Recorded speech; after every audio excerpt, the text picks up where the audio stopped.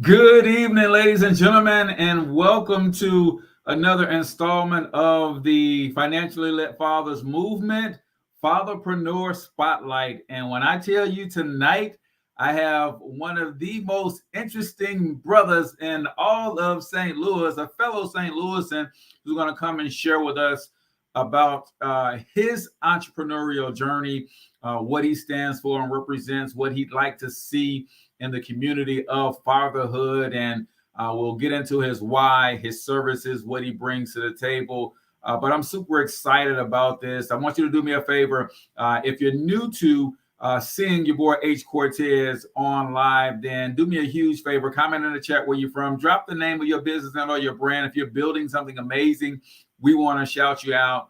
And if you got any questions for the good brother, then please use the comment thread as well. That's going to allow me to bring those questions up on the screen, and the good brother is going to address them. So without further ado, I'm going to introduce to some and present to others the good brother, Mr. Mike Tree. Good morning, Mike. Good evening, Mike. How are you, brother? I'm good. I'm good. Thank you for having me, sir. I appreciate it. No problem, man. I'm like I got over 1,500 episodes of doing a morning show, so I'm used to doing the morning. Okay. But this evening jam is a little new for me. That's why I'm saying good morning. But it's muscle evening. memory. I'm telling you, man. So I'm excited to have you on, brother.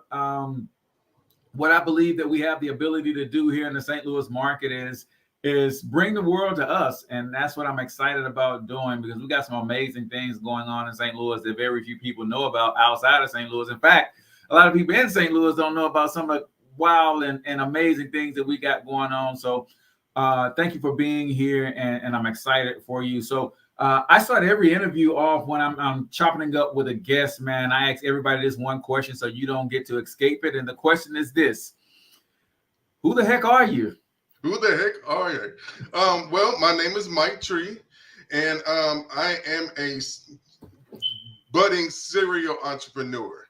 Okay. So my passion is arts, entertainment, lifestyle, fashion, and community. I have a podcast called Mike on Scene, and that's really a recent cumulative expression of that.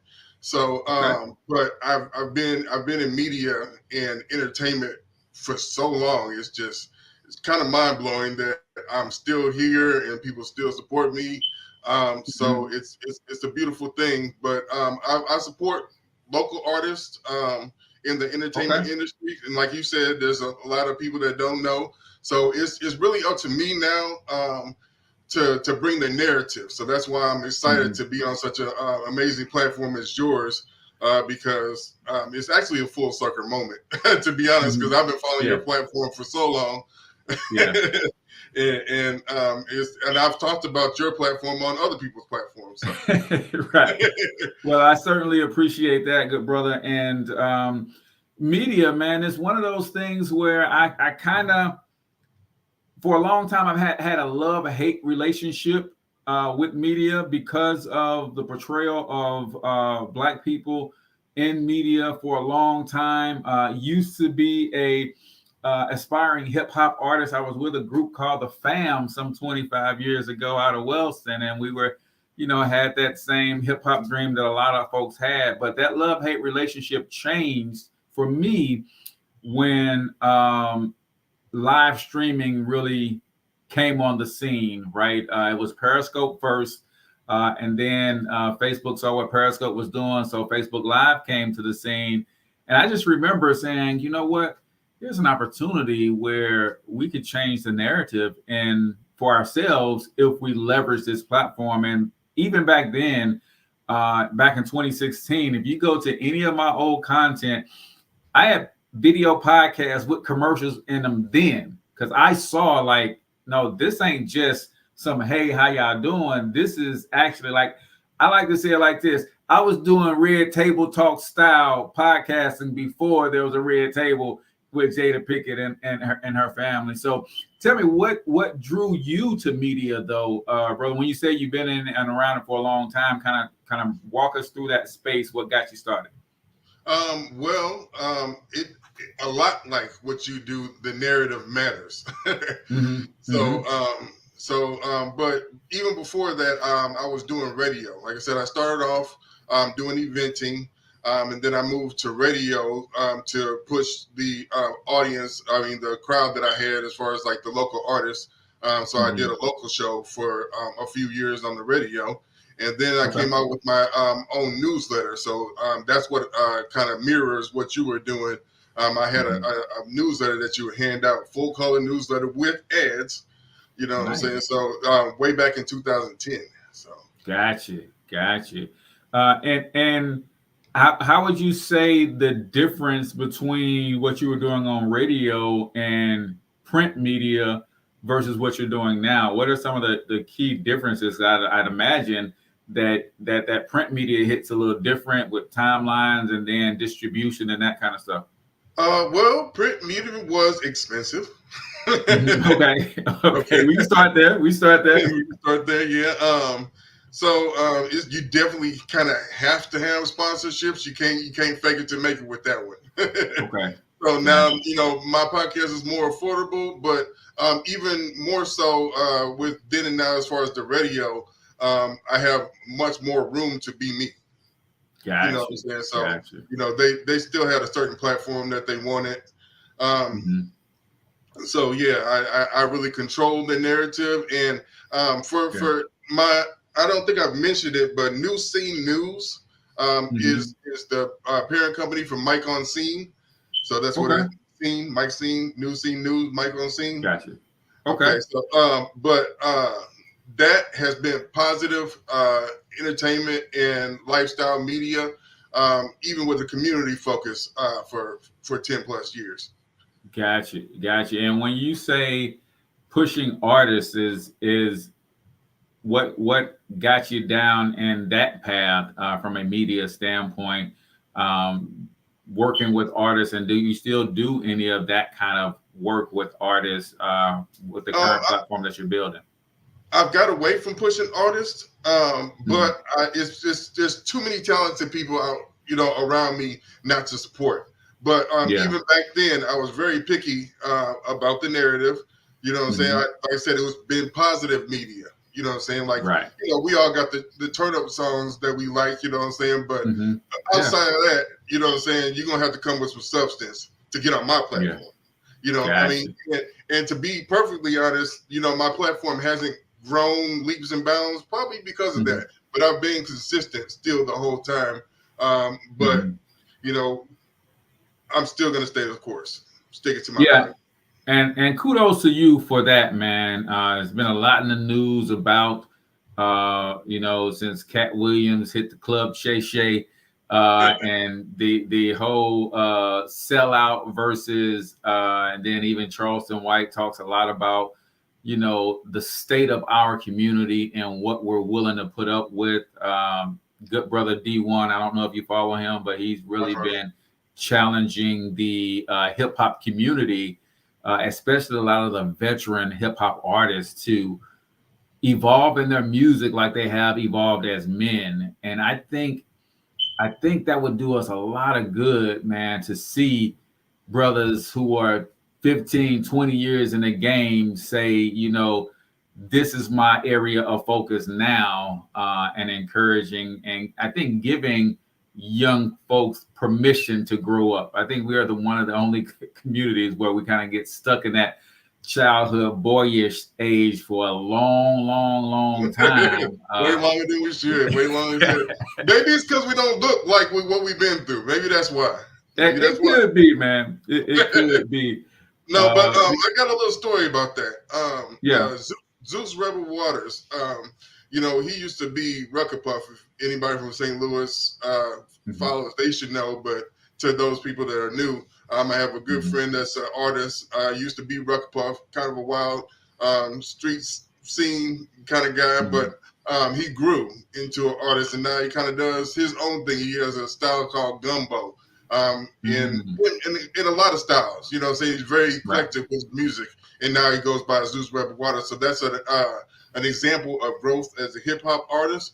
But he Hmm. also put me in a position to be able to interview one of the most iconic artists of all time, and he gave me a really good sit down meeting. I had him on Mike on Scene podcast, and I'm talking about none other than the great DMC of Run DMC. I interviewed him. Oh wow, He gave me nice. a very, very lucrative interview, and he just said, "I said, what does community mean to him?" And you could have said, I mean, I just sat back and listened. Mm-hmm. Right. I mean, right. he gave me the run down. I'm like, wow. So if you're gonna follow my platform, definitely go check out that Run DMC interview on the Mike on Scene YouTube. Oh man, that's amazing. I think this is my man TJ. He says your substance is a must. D1 is the truth. I applaud you both being in media. How did you get comfortable to be in front of cameras and having your voices heard? I'll let you answer that one first, Mike. How did you get comfortable on the mic in front of the camera, and even with you starting in radio, which traditionally is a bigger audience? Go ahead. Well, Mike on Scene is actually pretty literal. I've done a lot of on-scene interviews, kind of like MTV style. Yeah. So like, you know what I'm saying, sway, you know, hit the mic. Yeah. You know, but yeah, that's I've done a ton of red carpet interviews. I interviewed Nelly at the top of the Four Seasons, that whole black and white ball situation. I was there for one of them. So. Got you. And did you ever have any apprehension about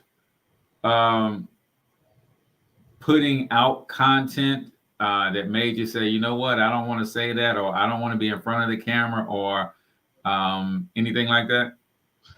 Yes, because there was somebody, I ain't gonna drop no names still, because I had some apprehensions about it, but they got a little messy on camera, and I was like, you know what, I might edit that out, or I'm not gonna highlight it. You know what I'm saying? I could have ran with that media, but it says it in my podcast description.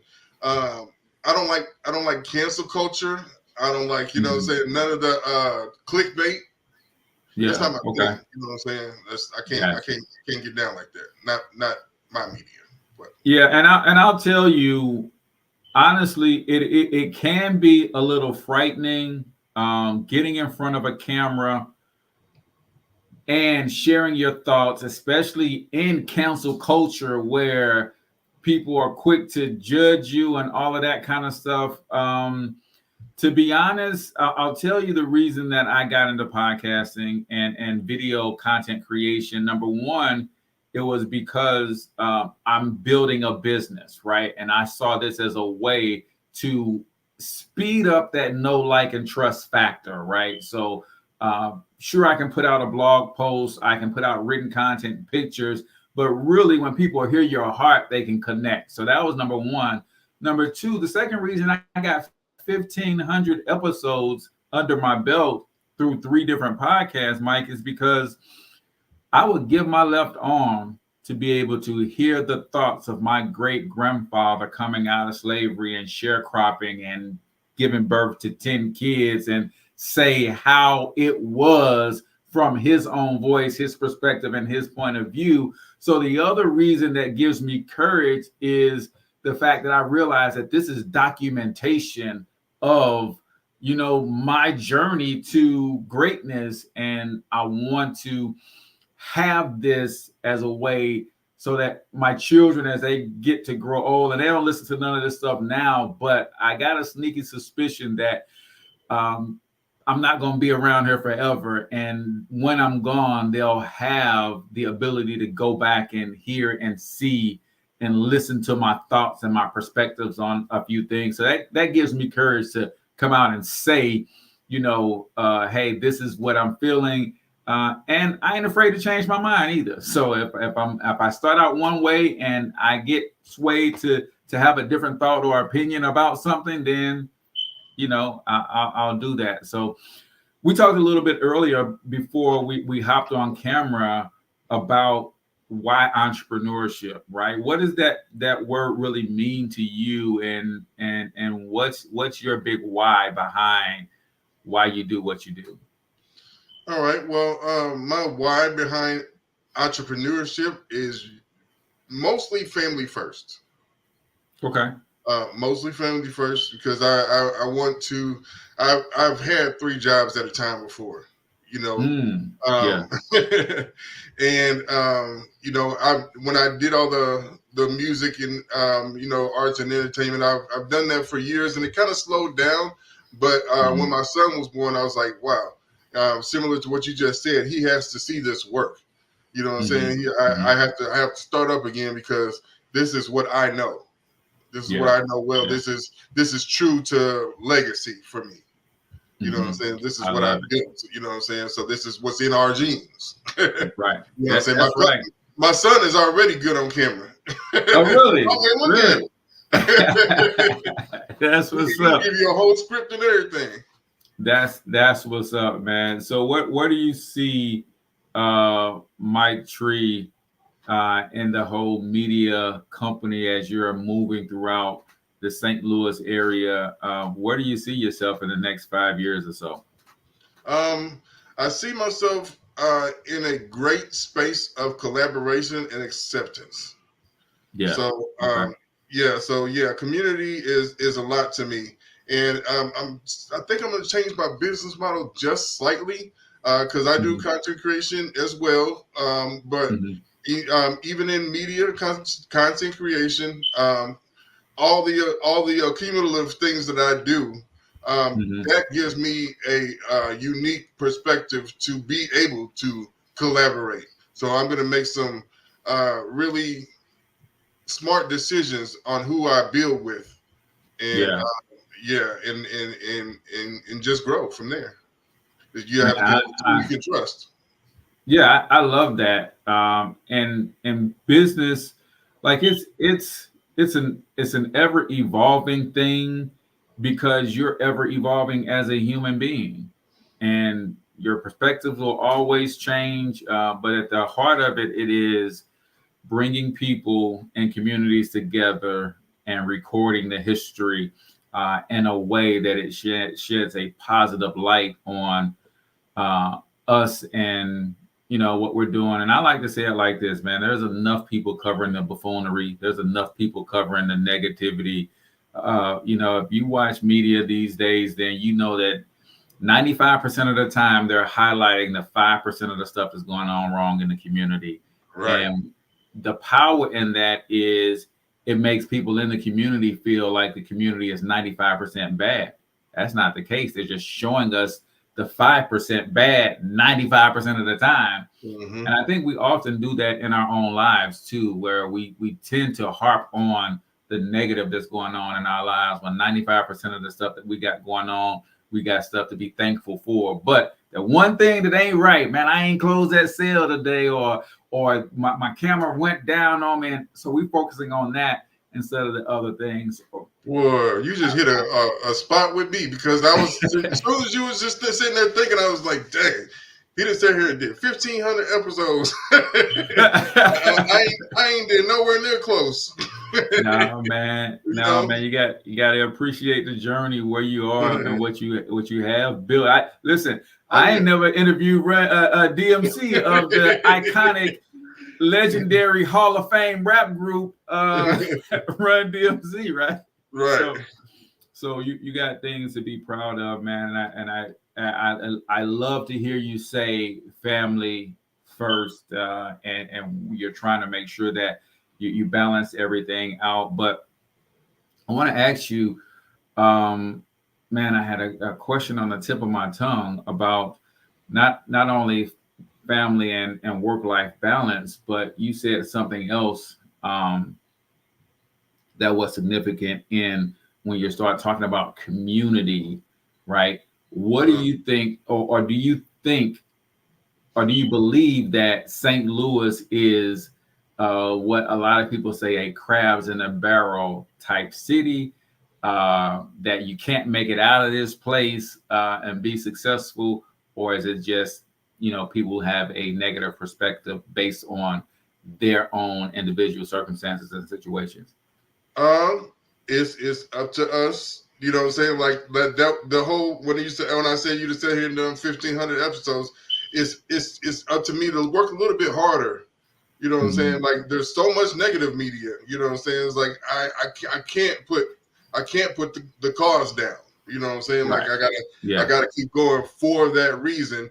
Because I had another friend call me, and it's just a mind blowing as how many people are on the same page. I like to think I'm unique, but you know what I'm saying? Like, I mean, I am unique. Of course, there's only one of one, but still, there's so many people have the same story of, I want to create positive media because I don't see what everybody's talking about. You know what I'm saying? Like, okay, yeah, there's dangerous areas, but 9 times out of 10, I'm still here 40 some years. Right. You know what I'm saying? Like, I'm not in the trenches, so I should be all right.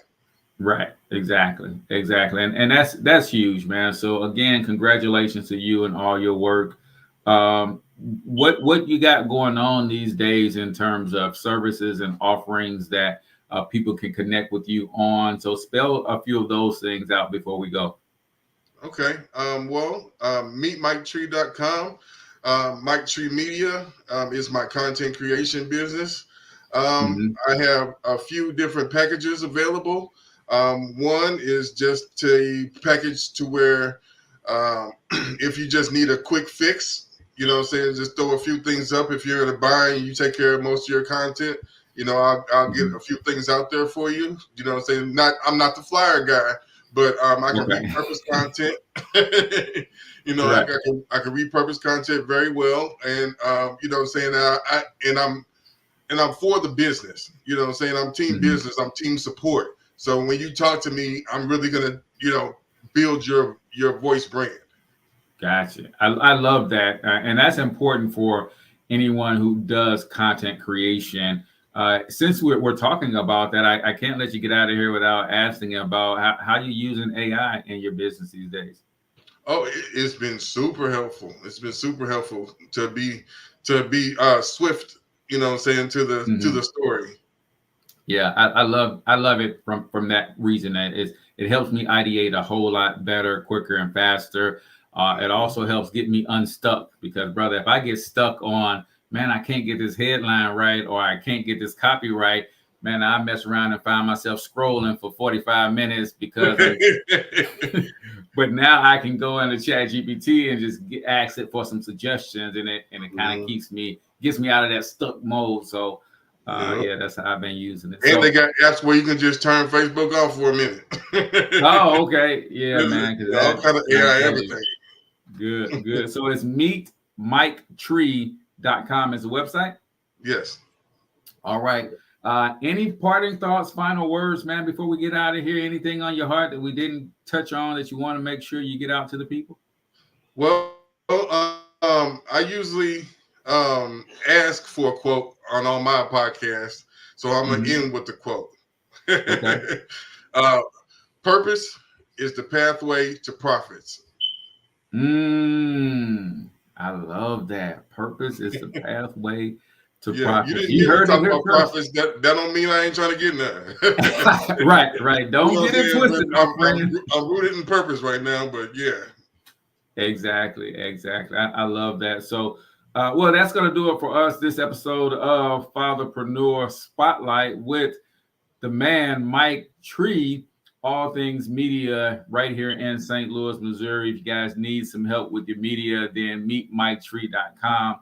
He'll certainly get you together. So don't go nowhere, Mike. We're going to wrap up, chop it up a little bit before we're gone. But y'all got to go because we about to end this live. So until I talk to you next time, I want you to get your money up because you absolutely can do it.